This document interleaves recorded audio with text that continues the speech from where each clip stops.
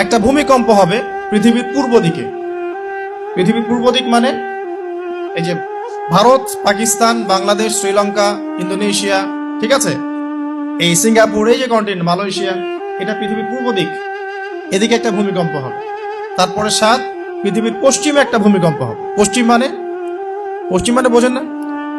পশ্চিমা বিশ্ব না, সৌদি আরব না, পশ্চিমা বিশ্ব, ব্রিটেন, ফ্রান্স, জার্মানি, তারপরে রাশিয়ান কন্টিনেন্ট, হ্যাঁ, ইউক্রেন, এদিকে আপনার আমেরিকা, এই পুরো পশ্চিমা বিশ্ব, এখানে একটা ভূমিকম্প হবে বড়। এবং এগুলো এমন হবে যেগুলোতে ভূমি মাটিতে ধসে যাবে, মাটিতে ডুবে যাবে। ভূমিকম্প না, ভূমিধস।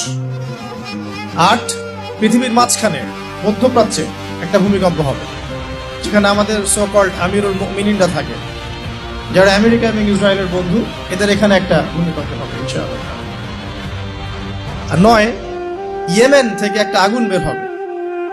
ইয়েমেন থেকে একটা আগুন বের হবে, যে আগুন মানুষকে হাসরের মাঠের দিকে তাড়িয়ে নিয়ে আসবে। আরেকটা বলেছেন 10 নম্বর, যেটা এই মুহূর্তে আমি ঠিক মনে করতে পারছি না।